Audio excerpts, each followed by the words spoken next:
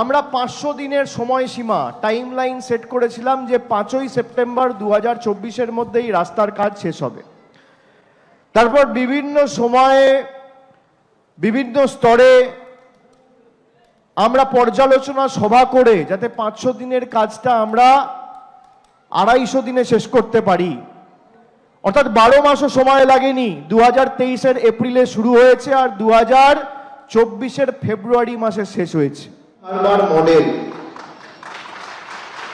যা মানুষের সামনে কথা দিয়ে কথা রাখার দৃষ্টান্ত স্থাপন করেছে। এই যে জলের প্রকল্প, 40 মিলিয়ন গ্যালন পানীয় জলের সরবরাহ প্রকল্প, যা আজকে উদ্বোধন হতে চলেছে। এতদিন ধরে আমি 2014 সালে সাংসদ হয়েছি, আমি প্রায়তই শুনতাম যে মানুষ বলছে যে আমাদের জলের প্রেশার থাকছে না। আর গরমকালে তো কষ্টটা বাড়ে, শীতকালে তো মানুষ তাও জল কম ব্যবহার করে, গরমকালে তো জলের ডিমান্ড চাহিদা বাড়ে, যে শীতকালে একবার চান করে সে গরমকালে 3 বার চান করে।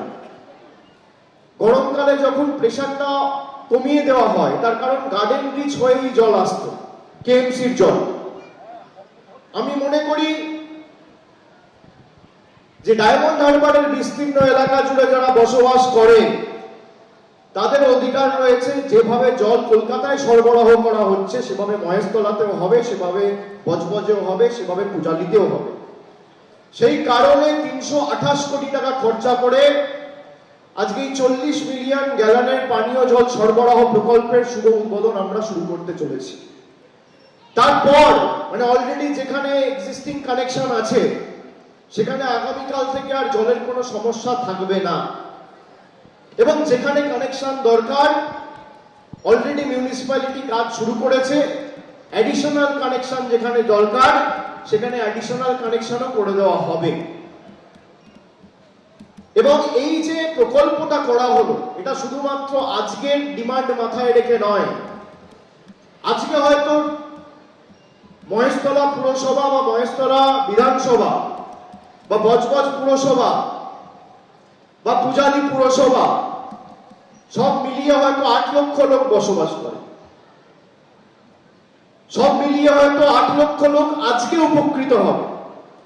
কিন্তু এই প্রকল্পটা এমন ভাবে করা হয়েছে যাতে আগামী 2040 অব্দি কারোর জলের অসুবিধা না হয়। মানে আগামী 16 বছর জনসংখ্যা বাড়লেও যাতে আপনাদের ডিমান্ড অনুযায়ী সাপ্লাই চলতে থাকে এবং আপনাদের কোনো অসুবিধা না হয়।